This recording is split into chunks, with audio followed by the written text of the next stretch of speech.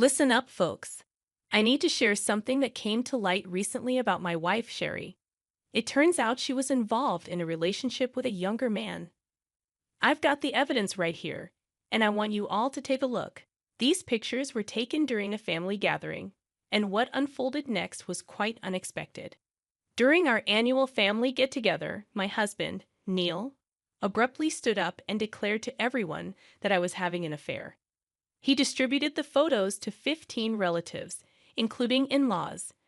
As everyone examined the pictures, confusion spread across their faces. Some questioned Neil, demanding an explanation.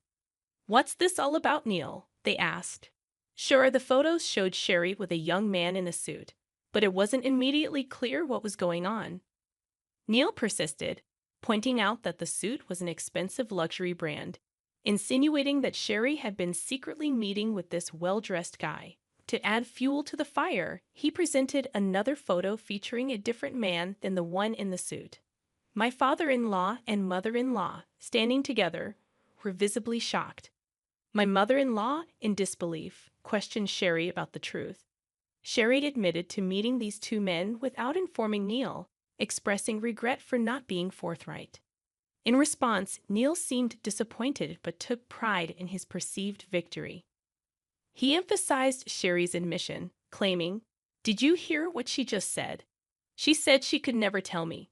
Of course, she can't tell me that she was a married woman seducing two young men." A heavy silence descended upon the room as Neil declared his separation from Sherry. The atmosphere grew cold, and tension filled the air. Amidst the solemnity, I couldn't help but burst into laughter. "What are you saying?" I exclaimed, unable to contain my disbelief. I felt a wave of sadness wash over me. I couldn't believe how foolish I had been. My words didn't just elicit a reaction from my husband. They resonated with all our relatives gathered there. It wasn't surprising that those suspected of cheating on my husband found my situation amusing. Their laughter seemed to pierce through the icy tension in the room, fueled by anger and disbelief. My father-in-law, however, broke the silence and addressed me sternly. "Sherry, what are you thinking, laughing in a situation like this? Such an attitude, while bowing down, is unforgivable." I felt compelled to apologize, but I couldn't deny the humor in the situation. "I'm sorry, sir, but it truly was amusing. I couldn't help it. I was merely conversing with these two men," I explained, rising to my feet, joined by my husband. Taking a deep breath, I continued, revealing the real reason for my secrecy. I couldn't tell Neil because I was investigating his affair with them. My revelation left the room in stunned silence once more, the atmosphere heavy with tension. I admitted to meeting these men, but I vehemently denied any infidelity on my part. It was time to address the situation head-on and end my relationship with Neil. But as soon as I made my decision known, my husband lunged at me, incredulous at my explanation. "You were investigating my affair. What kind of excuse is that? No one here would believe such a story. Come clean, admit you're cheating, and apologize to all of us." His accusations felt like a slap in the face, his disbelief palpable. But I refused to back down. It's not a ludicrous excuse. Who's kidding whom here? Lying about my fidelity? Anyone can see through that, I retorted, my resolve unwavering. My in-laws, bewildered by my newfound assertiveness, pressed for clarity. "Sherry, what did you mean about Neil's affair? I can't make sense of any of this. Please explain," they implored, seeking understanding in the midst of chaos. I took a moment to gather my thoughts before responding. "I'm just like him," I admitted, turning to address my stepfather and stepmother. "I was planning to discuss this with you both later when we have more time. I must apologize for the sudden twist in events. Allow me to clarify the situation step by step. The man in the suit I was meeting with happens to be a lawyer. I sought his advice regarding my husband's affair. As soon as I mentioned the word lawyer, my in-laws appeared even more perplexed. To shed light on the matter, I picked up one of the photos my husband had distributed and directed their attention to the lawyer's badge on his suit, though it was barely visible in the picture. Approximately 6 months ago, Neil underwent a noticeable transformation. He had never been particularly concerned about his appearance, but suddenly he began purchasing high-end products without informing me. Earlier, he remarked that the suit in question belonged to a very expensive luxury brand. It seemed that he had picked up this habit during his newfound attention to personal grooming. As I explained, my in-laws and relatives listened in silence, but my husband's face turned red with immediate denial. He questioned my accusations, asking what was wrong with being well-dressed. He assumed I was accusing him of infidelity solely based on his appearance, dismissing it as an improbable excuse. I clarified that his attire was not the sole reason for my suspicion. I had confronted the issue directly by speaking with the woman he was allegedly involved with.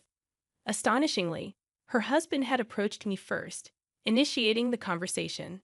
Turning to my in-laws, I pointed out the photo my husband had given to my father-in-law, revealing the other man in the suit as the spouse of Neil's supposed lover.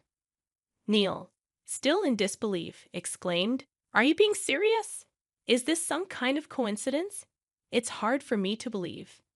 I couldn't believe it myself when Jimmy, a close friend of mine and the husband of the woman my husband was cheating with, sought my advice. It was a startling revelation. For the past 6 months, Jimmy suspected his wife of infidelity and confided in me about it.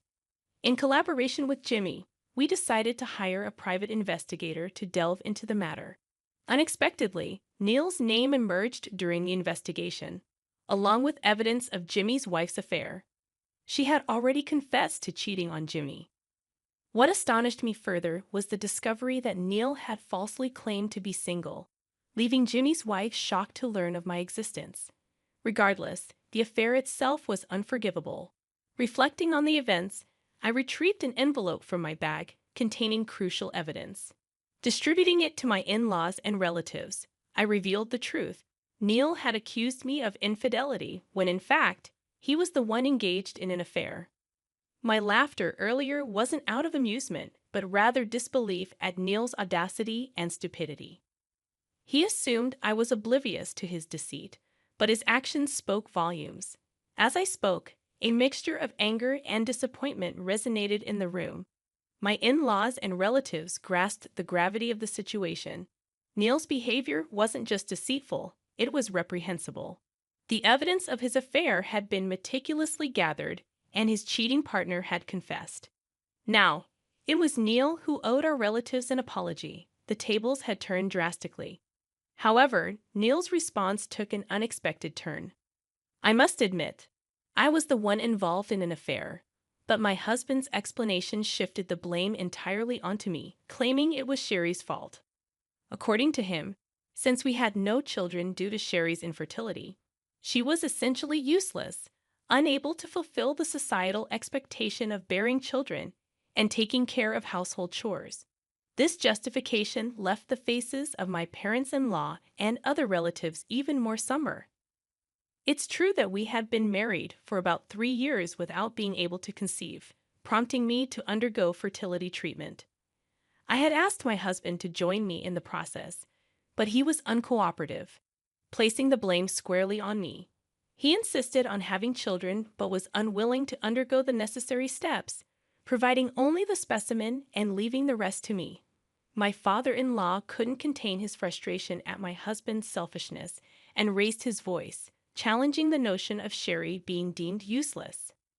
He questioned the idea of discarding her like a tool when she wasn't needed, highlighting how Sherry's support in our marriage had ensured an uninterrupted life. Father-in-law emphasized that household chores and bearing children were not to be taken for granted.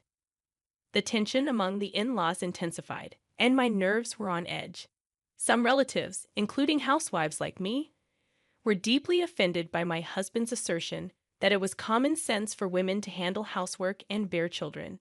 It was not just a personal insult, but a broader affront to housewives and individuals facing infertility worldwide. My husband's narrow perspective became apparent. He only considered what was directly in front of him, oblivious to the complexities faced by others. In this tense atmosphere, my father-in-law expressed his anger, making it clear that my husband's mindset was flawed and superficial. Despite the tension, My husband astonishingly uttered the impossible words, treating Sherry as if she were a tool and deeming her even less valuable due to infertility. I've reconsidered, and I want to thank Sherry. You're right, Dad. I want to be happy, and having a child is essential for that. Do you understand? My father-in-law, veins almost bursting from his intense emotions, leaned in close to my husband, who is my mother-in-law, and had to step in to intervene. Neil, I know you want a child, but cheating on Sherry and deceiving us was not the way to go about it. Why did you accuse her of cheating on you? Is it just to avoid paying alimony? Pretending she cheated allows you to get a divorce and receive alimony. That's why I did it. Well, even if I fail, I can always pay for it to resolve everything. My mother-in-law, almost losing herself, tried to confront him physically, but my father-in-law stopped her, urging her to calm down. He reasoned, beating up a guy like this only hurts you. He doesn't even deserve your punch, but he's our son, and we can't just keep quiet about it. You're older, Mom, you need to calm down. I thought that was a good way to go about it, but I can't help it. Sherry and I are getting a divorce soon, and I'm moving out of the house. Sherry, I'll pay you alimony too, so don't complain, okay? And don't come crying back to me about how much you miss me. Whatever, do what you want. You're the one who should better not come crying back to me after our divorce. I'm not going to cry for you, you idiot. Well, this will be the last time, so I'll just hear you say goodbye, Sherry. What do you have to say?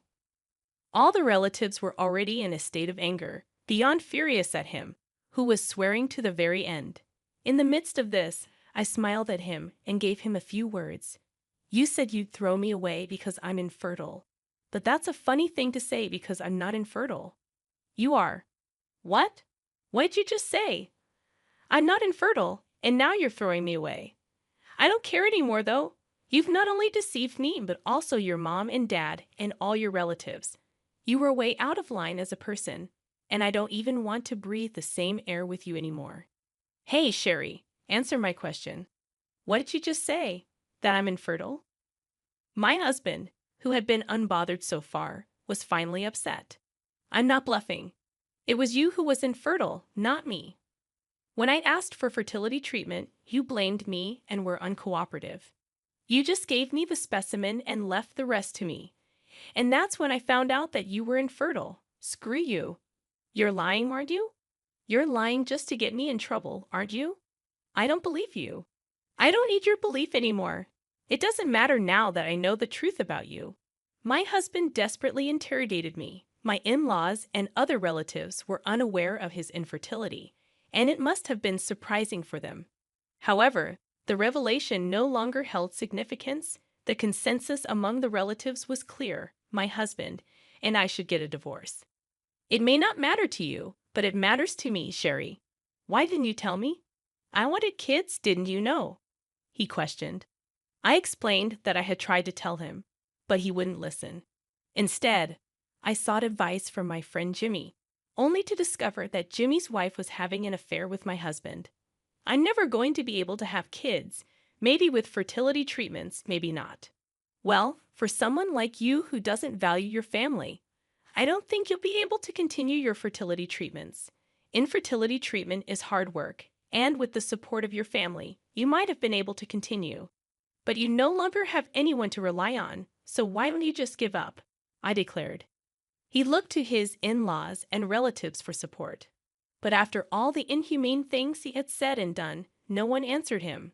In the end, I divorced my husband, and Jimmy divorced his wife. We both filed for alimony, and Jim's wife blamed Neil for her divorce, causing him constant trouble. Despite his ongoing pursuit of having kids through fertility treatments, he struggled to find a marriage partner due to the repercussions of his actions. A few years later, I gave birth to a healthy baby girl. After my divorce, I remarried, even though I never thought it would happen. My current husband, who has also experienced divorce, expressed his desire to start a new life with me. We support each other, and my daughter is growing up in a happy environment. However, I don't take it for granted. I still believe